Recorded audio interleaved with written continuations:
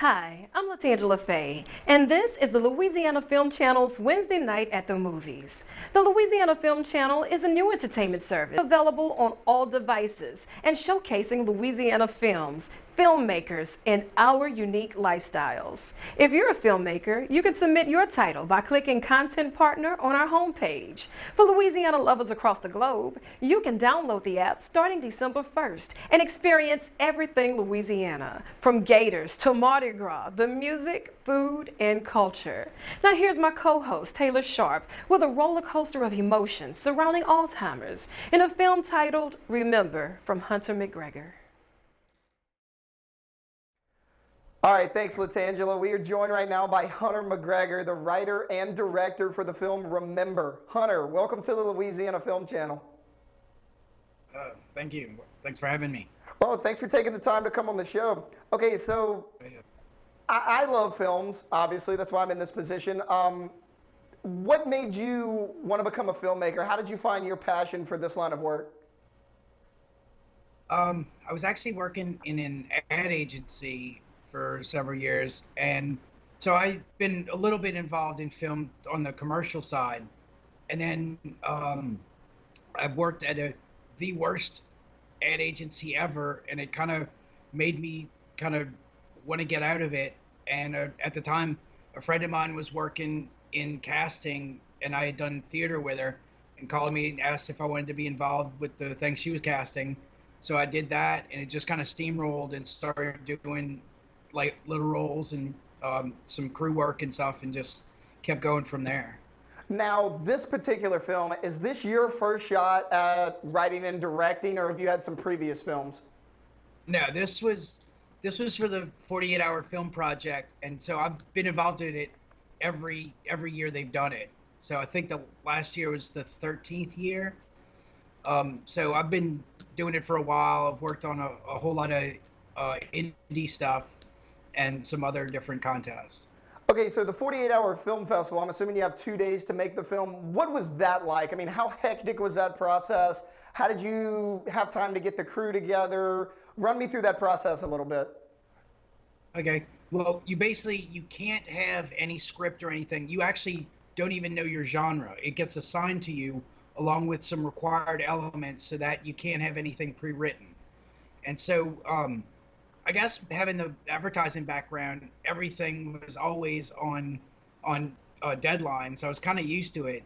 But yeah, so you have to write it, you shoot it, you score it, edit it, and turn it in 48 hours.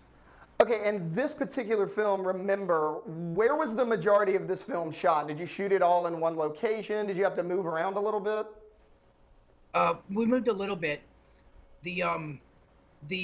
The retirement home, we have a studio that we basically convert into any sort of different sets. Like we just shot last weekend for Louisiana Film Prize film, and we made it into like this 1940s shed, so we've converted it into almost anything. And then the shots at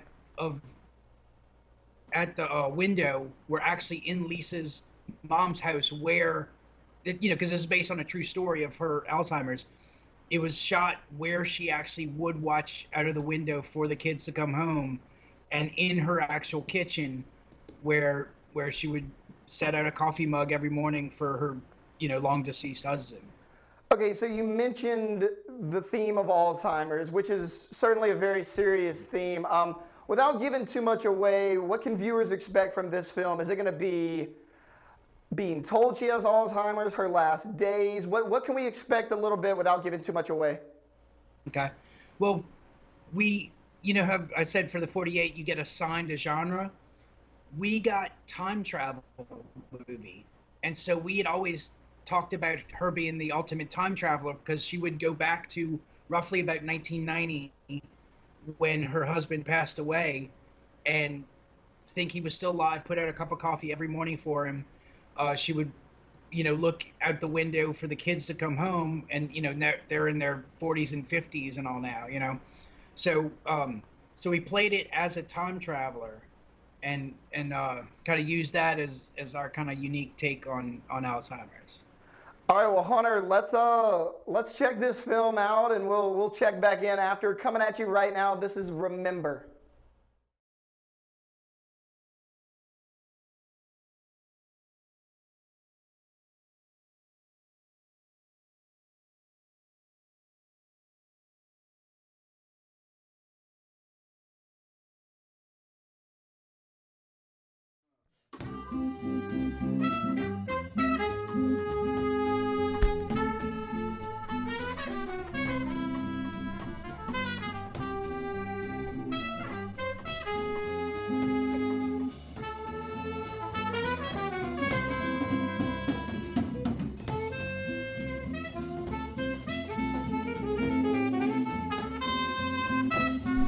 Where's Frankie? He should be home by now. Where's your father? Mom, Daddy died years ago. Grace, don't start that nonsense. He was just here. No, Mama, you're confused. Where are my cigarettes? They're gone. Do you want some more coffee?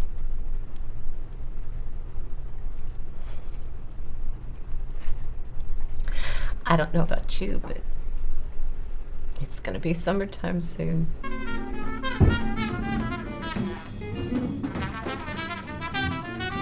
Well, Mrs. Gill, what year is it? 1992. And everything's gone to hell. Well, these new meds might prevent Alzheimer's from getting any worse, but it's certainly not going to be any better. Nice to see you again. I have to get the coffee for Stan, Sarah. No, Mama, I'm Grace. Sarah's my daughter. I know.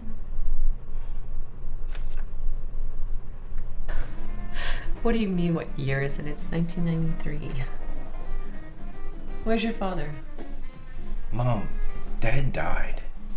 Don't be silly. He was right there. Really? Did he change your diaper again, or was it me? Calm down, Grace. You'll upset her. I'll upset her. Make a play.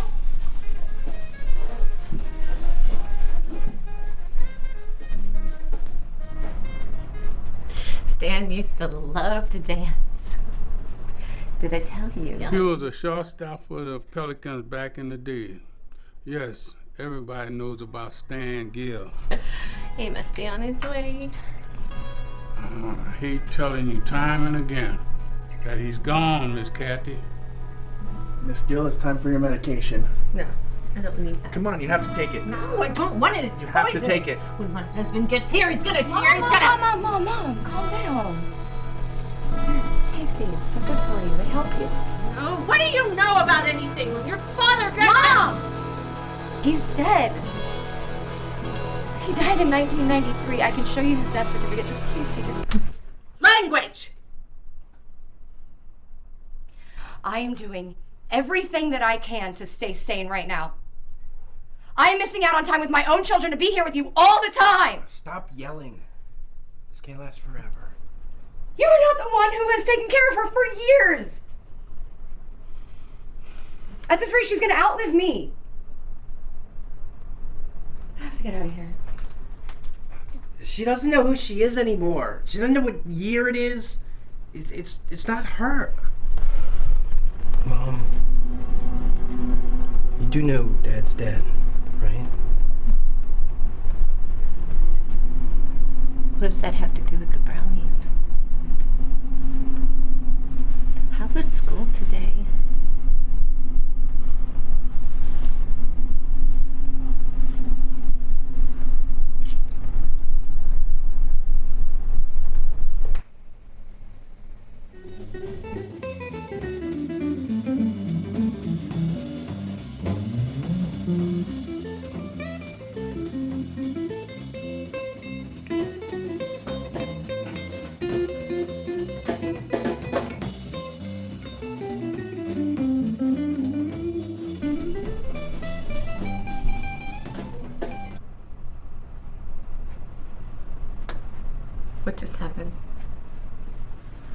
Miss Gill, I think it's time for you to take these. You want to draw again?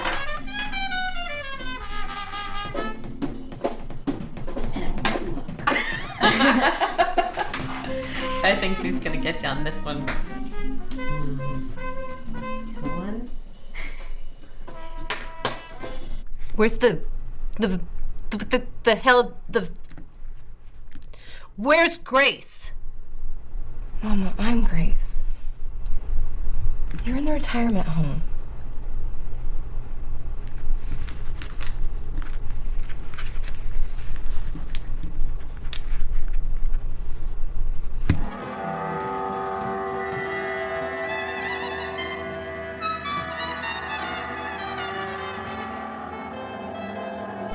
It's renal failure.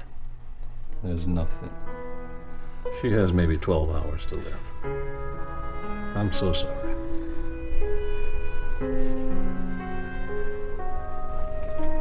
There's nothing we can do.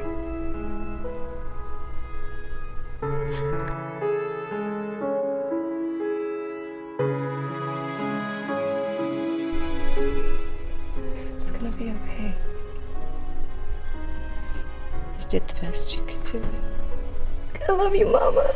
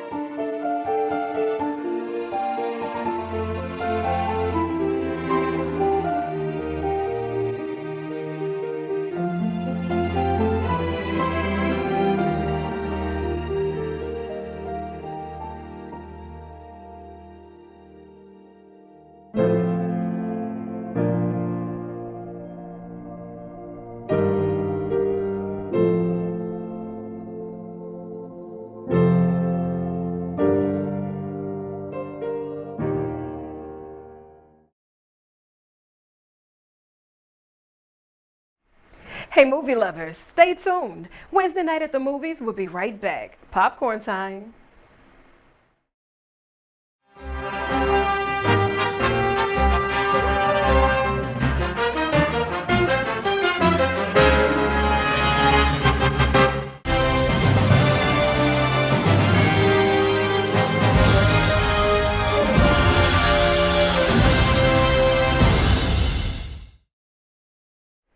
Welcome back, movie lovers. I'm Latangela Faye, and this is Wednesday Night at the Movies, presented by the Louisiana Film Channel. What a great show we've had so far. And now, settle in with your favorite movie snack, and let's pick up where we left off before the break.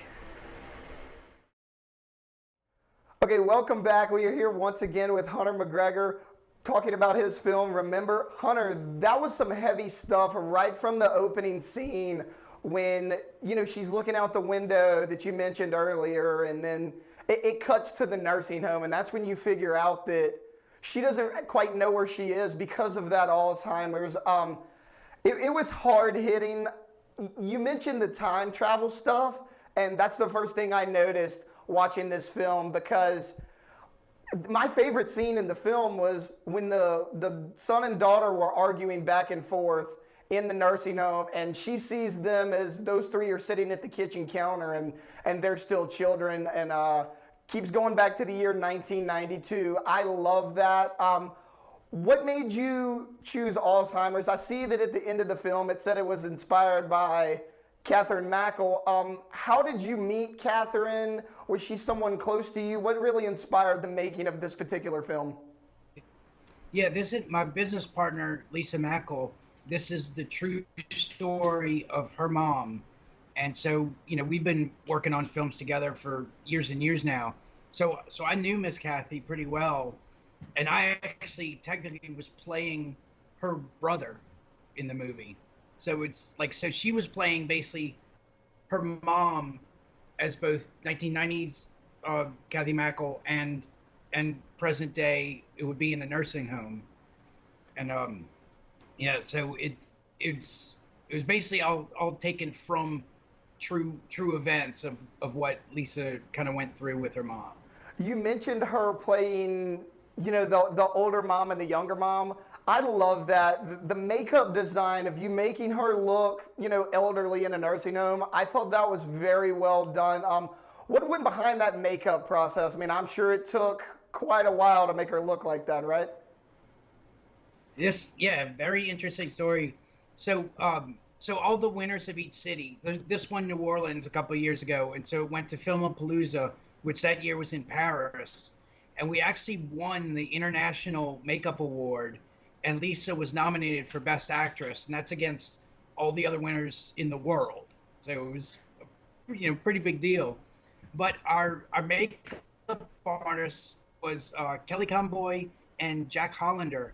Jack is actually at the time was only 13 years old, and he's worked on several things with us. But he's gonna be like, a Oscar winner in like 4 years. Yeah, I mean, you mentioned him only being 13 years old. That's incredible to me because, like I said, I think her transitioning from young to old throughout the film was probably the best part of the film. And another thing I really love how you did that ending when she's dying in the nursing home bed and finally she sees her husband and he's kind of lifting her up like, hey, come with me, everything's all right. I thought that was well done. That was heavy stuff there, man. I enjoyed the film overall. Fans of this film and your work behind this film, what can they expect from you in the future? Well, we're currently doing a Louisiana Film Prize entry, and that is our story. It's a 1942 setting, so it's period piece. So we've had to get a lot of props and period wardrobe and stuff. So that's a little bit different for us. Well, Hunter, the movie was fantastic. I enjoyed it. Well done all the way around. Thank you again for joining us, and I can't wait to see what you do in the future. All right. Thank you. Thank you. Join the conversation now, live on Twitter. Meet the cast and get details on Louisiana Film Channel swag. Twitter alert now at #LAFilmChannel. And welcome back, everybody. I'm Leo Honeycutt along here with Patrick Mulhern. And so you want to be in pictures, do you? How do you nail that audition? Well, we got a deal for you. That's right. We're lucky we're here with a man who almost needs no introduction, especially from the film industry in Louisiana. His name is Brent Cavallaro. He has Cavallaro Casting here. I used to get this call all the time of, how do I get my daughter in a movie? She's so gorgeous. I think that she can act. And I always just said, call Brent or somebody like that. Thanks a lot. They're pros, and that's what they do. And so tell us a little bit about what it is that you do, Brent. Absolutely. And, one thing is I want to inspire all of these kids to chase this kind of thing. I mean, for me, I came from a small town and didn't get that opportunity to really have this business in our backyard. But one, theater. Get the kids involved in theater. Make sure that they're figuring out if they truly want to be an actor or not. Right. And I think theater is a great place to find that out. Because there's a difference between acting and being a star. Absolutely. I think, being an actor, there's a lot of rejection. Mm-hmm. So the reality of it is that you're going to need passion to drive you day in and day out. And probably a thick skin, too. Absolutely. Absolutely. So, one is finding out if they want to be an actor. And if they want to be a star, this is not going to be the right profession for them. Theater will help acting coaches, definitely a way to go. Recommend going and taking acting lessons. Absolutely, absolutely. I mean, just understanding the nuances of acting on camera different from being on stage. You know, stage provides a great base, a groundwork for creating characters. On-camera classes help you tone those characters down to a camera. And we have some pretty good acting coaches here in Louisiana. Absolutely. Debbie Goday is a great one here in Baton Rouge for kids. I think there's another gentleman, Jim Gleason, who's also another great coach. There's some great teachers here, and with really a lot of the film experience to help guide and nurture these kids into a career. How in the world did you get the casting director in 12 Years a Slave? I mean, what a top. Yeah, talk about some of the films you've done, because you've done some pretty big films here. You know, that was one. I met with Steve McQueen. This man had a vision for a story that I realized what I had learned in a history book was a sugar-coated serving of ice cream, serving of what slavery truly was. So it was something I had to be a part of, and it was an amazing experience. I mean, True Detective was another amazing one. Wow. We did The Big Short here. Those three of those are Academy Award winning again, because 12 Years a Slave won Best Picture. Big Short was nominated for Best Picture, and True Detective obviously won a slew of Emmys. Yeah. So. Yeah. I mean, and look, if it wasn't for the business being here, I wouldn't have an opportunity to work on pictures like that. So that's what's so beautiful, and I'm blessed to be here. Okay, so auditions. How does a person nail an audition? That's a tough question, but I think the reality for me is the one person, and there's usually only 1 out of 10 that brings something off the page. So you really have to study the character, know the character, and make that character you. Absolutely. Absolutely. Wow. Okay, well that's not exactly easy to do. No. I think that this is worthy of a whole show unto itself when you think about it, because a lot of people think they want to be in pictures, not exactly sure how to get in there, and then what it's going to take to stay in there. I mean, because again, we're talking about you may have to join the SAG-AFTRA. Which is what? I mean, that's the union for actors. I mean, you don't have to, you're not forced to here. Right. I mean, but it does provide benefits once you're making a career out of this. Right. But I think that's a ways down the road, figuring out if this is a career. I mean, I get those questions like, at what point do I get an agent? I'm like, I don't know. And I think it's at different points in each person's career. I mean, some people take 5 years to nurture to a point where they need an agent, or longer. Yeah. So it's not a short road, but again, I think it's one that if you're passionate about it, you'll wake up happy you're doing it every day. Well, Mr. Caballero, thank you very much for being here. Thank you, gentlemen. Absolutely. We will do this again. Great to see you. Thank you. And we're going to be right back right after this. Hey, movie lovers, stay tuned. Wednesday night at the movies, we'll be right back. Popcorn time.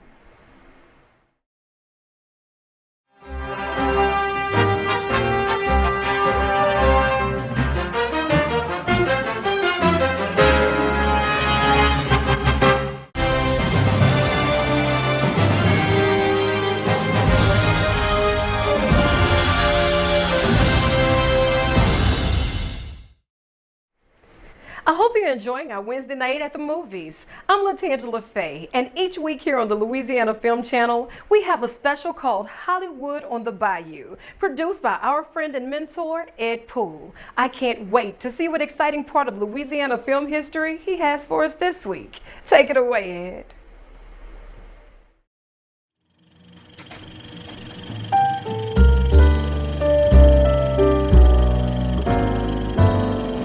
Thanks, Latangela.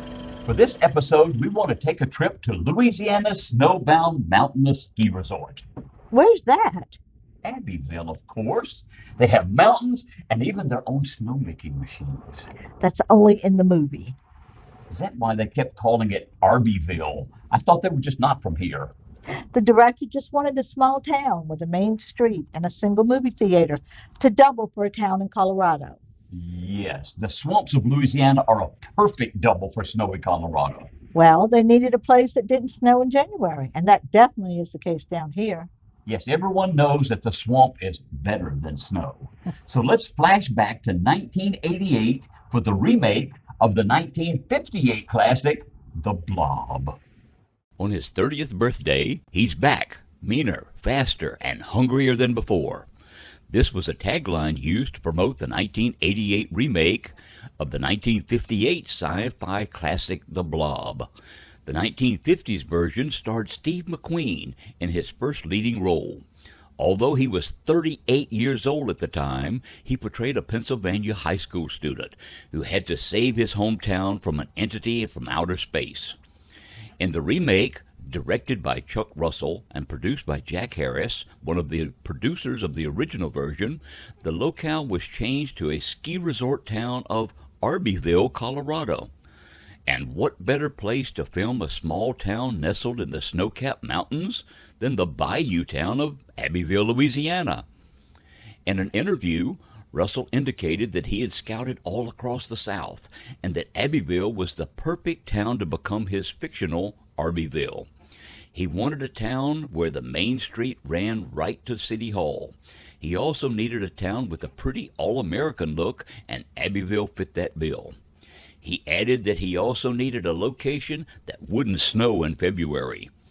Like its predecessor, The Blob is a tale of a vile, malignant organism that crashes to Earth and attacks a small American town. It starts to consume anyone in its path, growing larger as it does. Panic ensued as shady government scientists try to contain the horrific creature. If it had a mind, you could reason with it.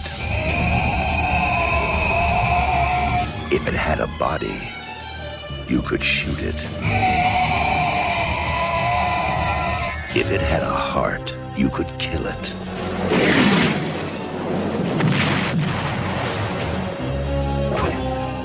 Now, man is no longer the supreme being on this planet. The organism is growing at a geometric rate. By all accounts, it's at least 1,000 times its original mass. Nobody believes me about what happened tonight. What did happen? You were there, you saw. Plasmic life form that hunts its prey. Predator. I want that organism alive. I think you ticked it off.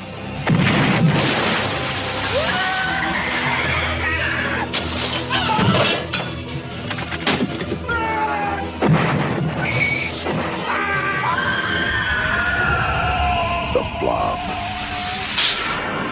Terror has no shape. The Blob starred Shawnee Smith, Kevin Dillon, Donovan Leitch Jr., and Jeffrey DeMoon. It also featured hundreds of area residents who had responded to a casting call for extras before filming began January the 12th, 1988. And of course, it starred the Blob. More than 30 technicians were required to operate the monster, which was an elaborate composition of cable and air bladders. A pumping system was set up so that some of the air bladders contracted while others expanded. It even generated tentacles. Location filming was split between Louisiana and Los Angeles, with a cast and crew of approximately 150 staying at the Travelodge in Abbeville. The Blob highlights many locations in and around Abbeville. For example, the opening sequence of Football Field was shot at Vermilion Catholic High School using local players. Like the original, this sequel features a scene of the Blob attacking a movie theater. In this film, the Victor Movie House is represented by Frank's Theater. Built in 1931, it closed in 1983 and was abandoned at the time of filming. There's a campaign going on currently to save and restore the theater called Save the Franks. Check out their website at SaveTheFranks.com. The explosive climax of the film takes place in Magdalen Square and at Vermilion Parish Courthouse. Dedicated in 1952, this Greek Revival building is the most massive and distinctive building in downtown Abbeville. The town of Abbeville welcomed the crew with open arms. Signs such as, "We love the Blob," and "This is Blob Country" could be seen throughout the town. It was reported that people were having blob parties and retail outlets were sponsoring blob sales. The Blob opened in New York and Los Angeles on August the 5th, 1988. The film premiered at the Lafitte Cinema 4 in Abbeville, where most of the town's residents attended. It also had a large international release. End credits include a grateful acknowledgement of the assistance of the mayor's office and the people of Abbeville.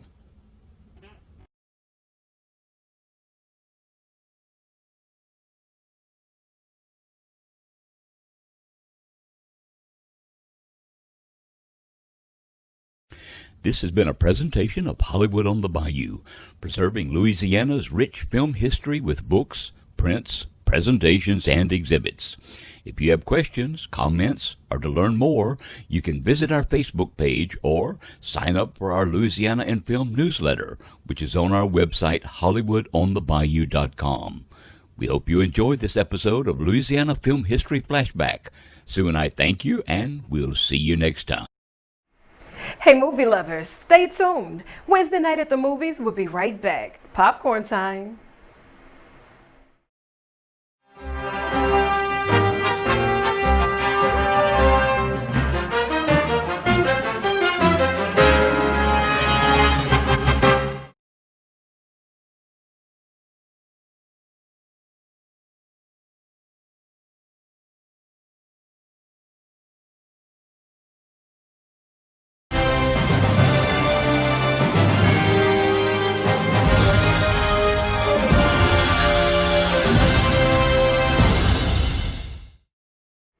Hi, and welcome back, movie lovers. I'm Latangela Faye, and this is Wednesday Night at the Movies, presented by the Louisiana Film Channel. What a great show we've had so far, and we're not done yet. Taylor is ready with another great film from Samantha Smith, entitled The Melancholy Man. It's all yours, Taylor. Thanks, Latangela. We are joined now by Samantha Aldana. Samantha, how are you today? I'm doing good. How are you? Good. So we're here to talk about your film that you produced, The Melancholy Man. Before we get into that, what made you want to get into the film industry? Oh, I have just always, since I was a kid, wanted to make movies, and I started when I was like 11 or 12, and I made my first short film, and that was that. I loved watching like behind the scenes in the DVDs that are unfortunately not existent anymore. But that just to seeing all the people working together and making art and like all the different departments, it like was just really enchanting to me. So. Yeah, I mean, you mentioned all the different people. What really went into filming this? I mean, how long did it take? Where was the film shot? Give me a little bit about the background of this film. Yeah, so the film was written a couple of years even before I thought of making it. It was originally a poem, and then I just kept seeing these images, and I was like, well, maybe it can be like a picture book, because I also work in children's books, literature. And I was like, well, no, maybe it should be a short film. And so from there, I just started developing it, and for like eight or 9 months, and in 2016, and then we shot the film here in New Orleans, where I live, and we shot it over in a friend of mine's studio in the Bywater, and we built the whole set, and it's just about 3 days of photography that it took, and then we cut the film over 8 more months, and now here it is. Okay, so the Melancholy Man makes me think of sadness, but you mentioned kind of like a children's book. Would this be a children's film without giving too much away? What can we expect? This is a children's type film? Yeah, I would hope it appeals to all audiences, but I think that I think it has a special spot with kids, just in the brightness and the colorful side to it, and just like the rhyming nature of the story structure and all that. Okay, well, I'm always interested in a good, lighthearted film. I can't wait to watch it. Let's check it out now. Here's The Melancholy Man.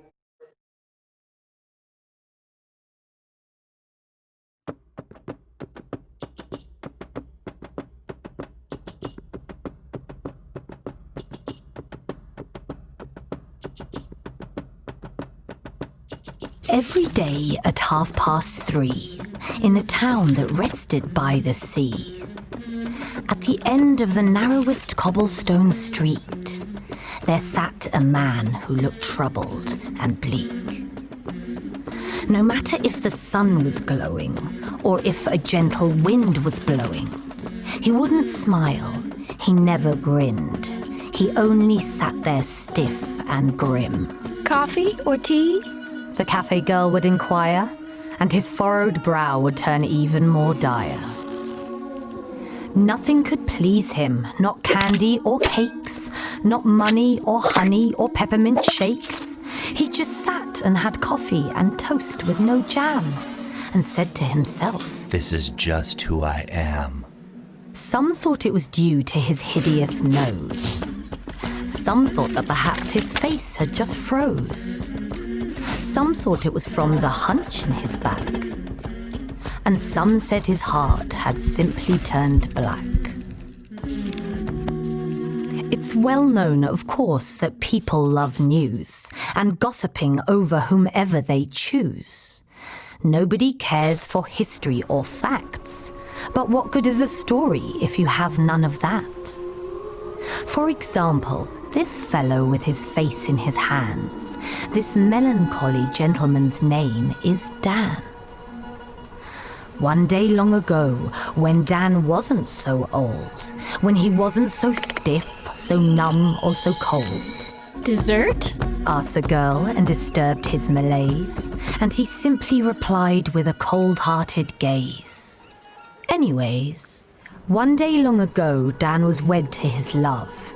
Her name was Lulu, and Dan held her above everyone that he knew, would see or would meet, and each day they would walk down the cobblestone street. Lulu left Dan, and though she'd always been true, he assumed she had left him for somebody new.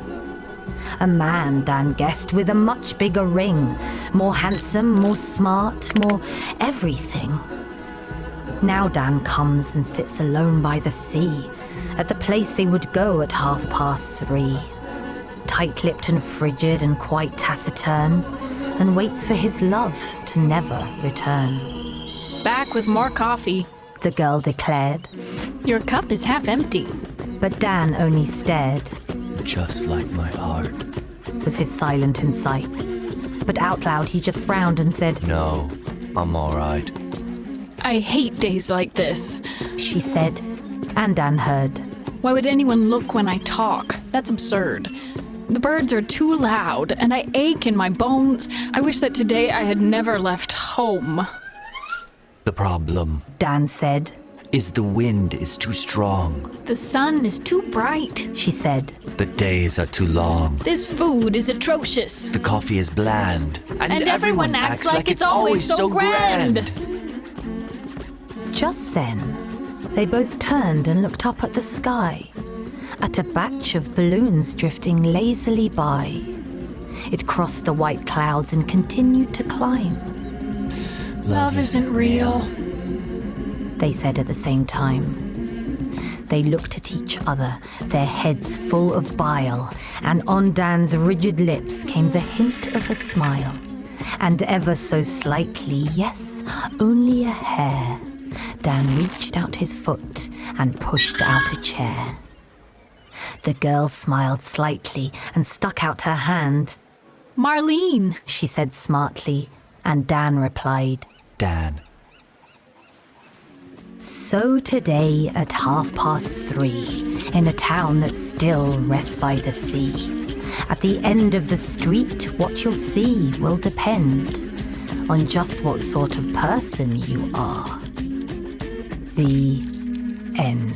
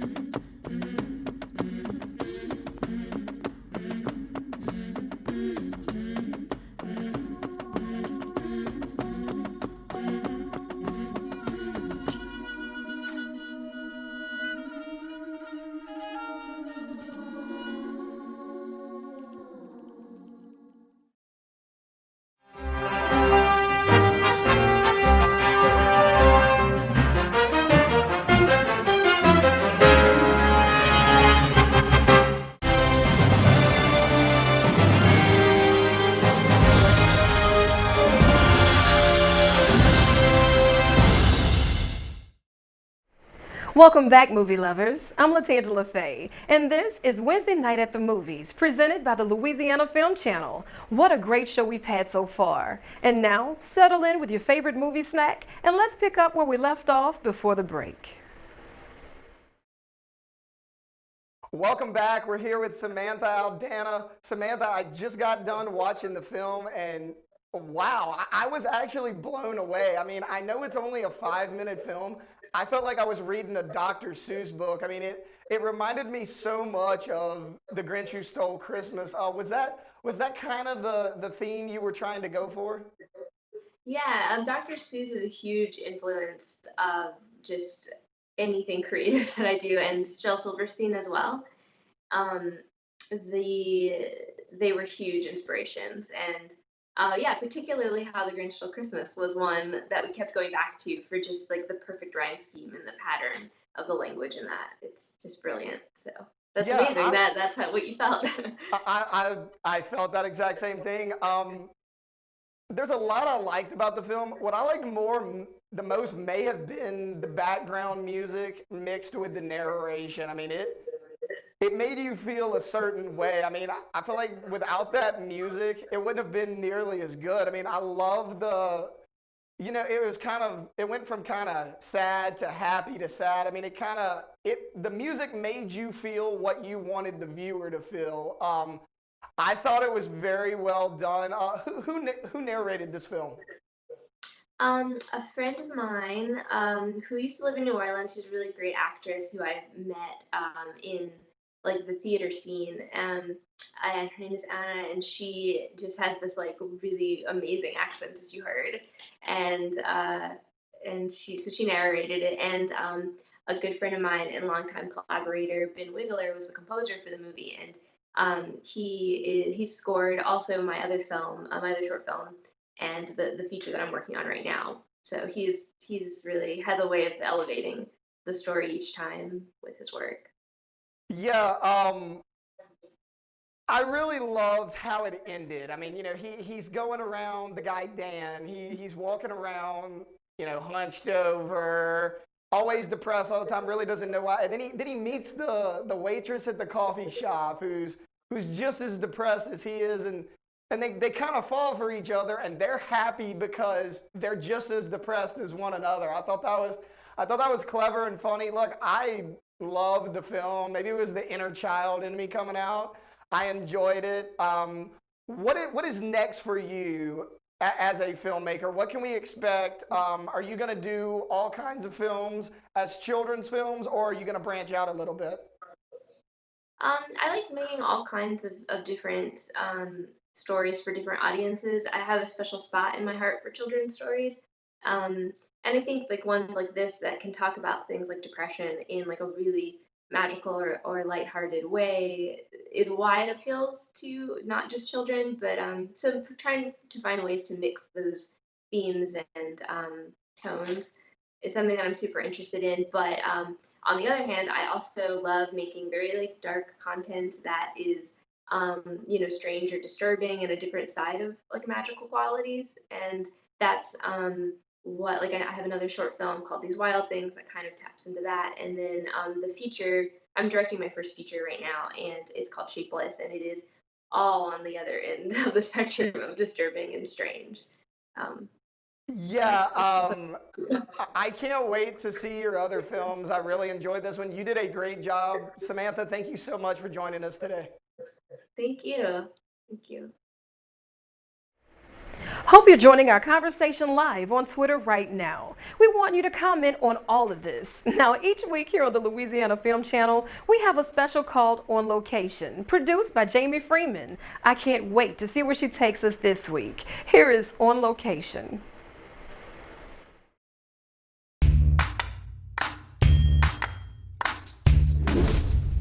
Louisiana's rich film history dates back to 1918 with Tarzan of the Apes.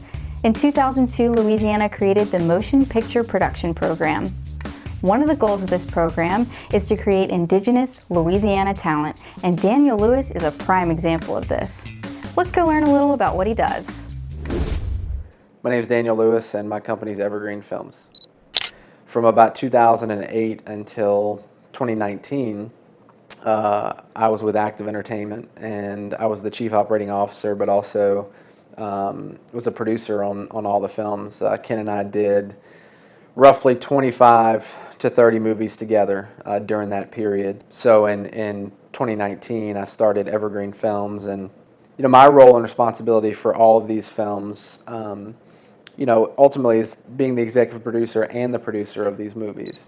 I actually graduated from LSU in 2004, and didn't really know what I wanted to do, and I ended up working at Chase Bank and was there for about a year and a half. Turns out that one of my clients at the bank was coming in from California and setting up a post-production house in Baton Rouge.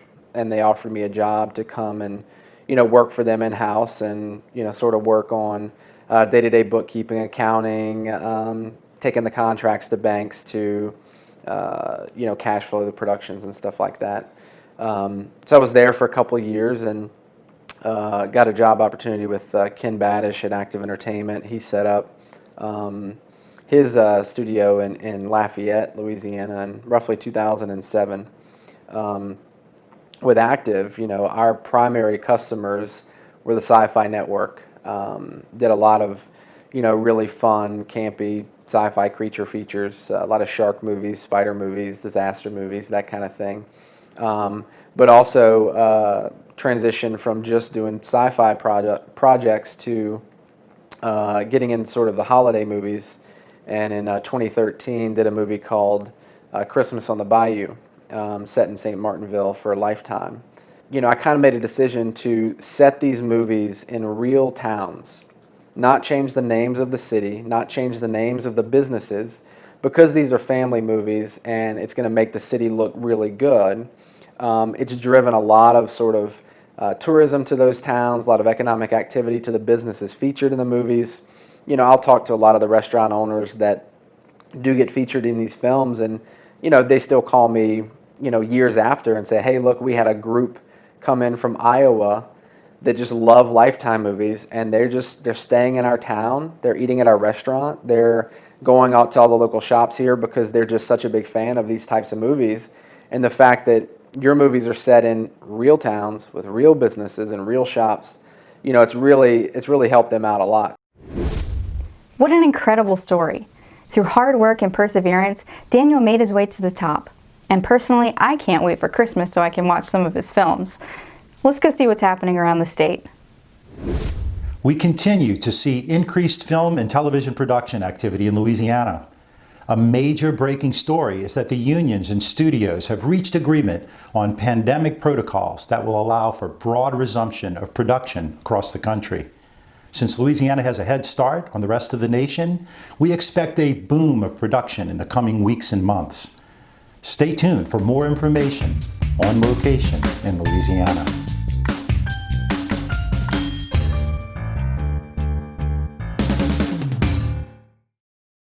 Well, that's a wrap on this week's show. Watch our apps to all platforms, including Apple TV, Android, Chromecast, and more. Thanks for joining us on the Twitter live feed as well. I'm Latangela Faye for Louisiana Film Channel. Thanks for joining me this week for the field trip, and I'll see you on the red carpet.